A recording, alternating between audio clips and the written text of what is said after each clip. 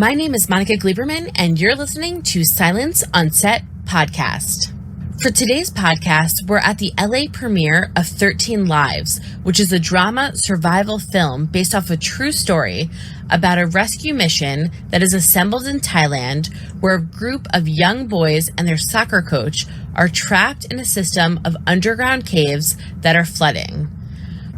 Why did you want to make this movie? I thought the timing was perfect for this story. I also thought that it was going to be challenging, but I thought the combination of these themes, of what they represent, and the sort of visceral suspense of a story like this made it a really good movie opportunity for me as a director, and I thought for audiences as well. How did you prepare for the role of Rick Stanton? I just asked him everything about that experience, just about his career, techniques for diving. He's the one that turned me on to some people in northern Spain and the mountains who did cave diving. He said, you should go try it.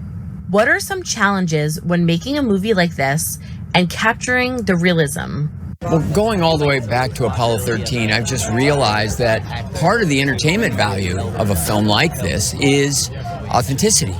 And audiences can kind of smell it. And today you can jump online and double check things. And so, part of your promise with the audience is, we're going to collapse this story. We're going to make it very watchable and exciting and emotional and engaging.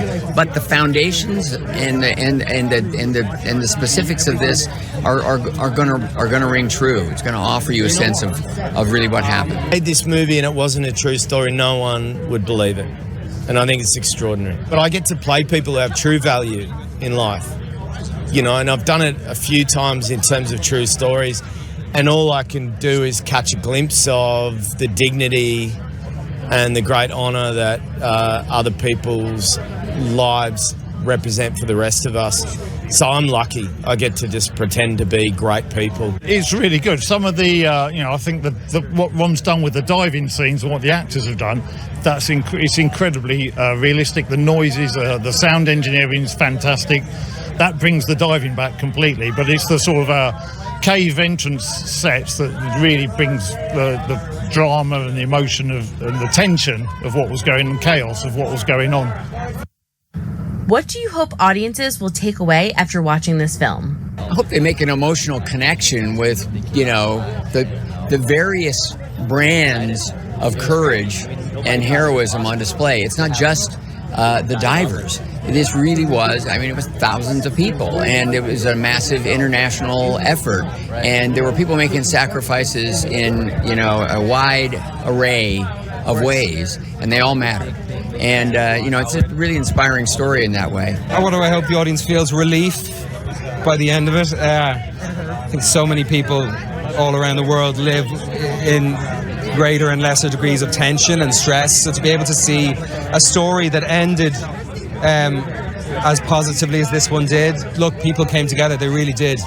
Cultures, nations came together, and there was one goal, and it was a common goal. So many countries, so many women, so many men to save the lives of these children. So it was a very heartening experience to be part of telling the story. And if that can come across, I think Ron did an extraordinary job. But if the audience can feel a little bit of that, I think that's a nice thing. The idea that there's a story that was true, that had a positive outcome, that was so such a reminder that as humans, when we all get together and forget ourselves and forget our kind of divisions, that we're capable of doing incredible things and putting our brains and our acumen to solving incredibly, seemingly impossible problems. This story is a reminder of that. It's incredibly hopeful.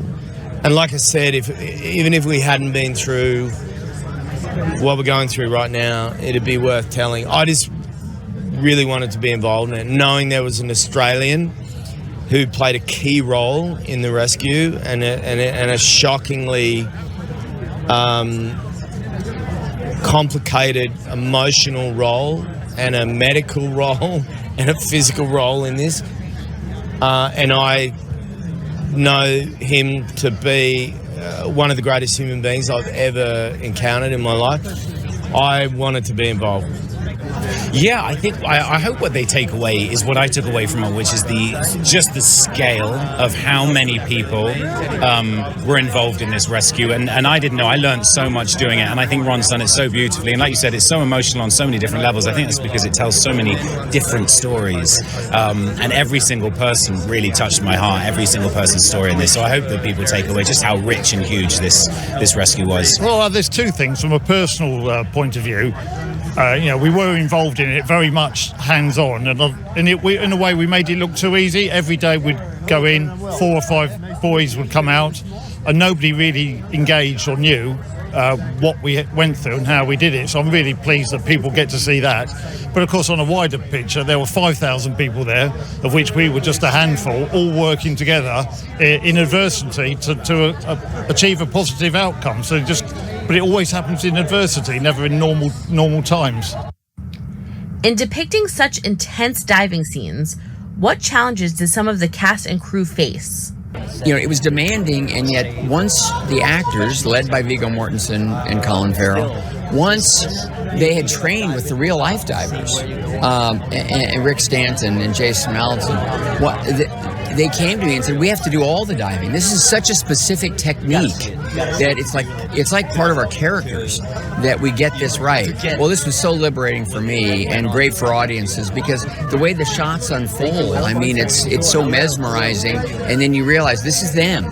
This is them in those tight places. This is them, dealing with that danger and this highly technical diving. And it was, it was just, I so appreciated, their commitment. I was nervous at first, maybe a little extra, because here it's not only scuba diving, which I tried a couple times before, but never in these narrow passages. And so I just paid a lot of attention to Ron Howard, what he was saying, but especially to Rick Stanton, the guy I was playing, who was our consultant. He was there. There's moments that are scary where you're very confined spaces, and if you have any claustrophobia at all, which I have a little bit sometimes, you just can find yourself, there's lots of bubbles. It means, you're breathing too much, and you shouldn't. You got to save your oxygen. And if I want to seem like Rick Stanton, I wouldn't be breathing that hard. So it took me a while, but Ron gave us rehearsal time to be with them, and by the time we started, we were all fairly comfortable. The challenge daily was not to drown.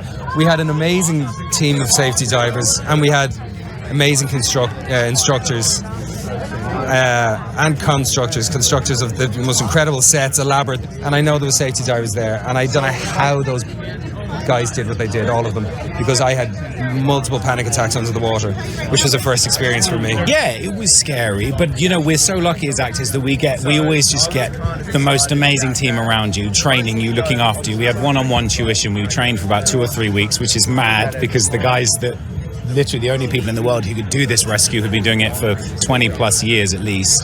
But we were really well looked after, and it was a really big hurdle to overcome, but it was the real joy of playing someone who's such an amazing human being that will sacrifice their life to do this.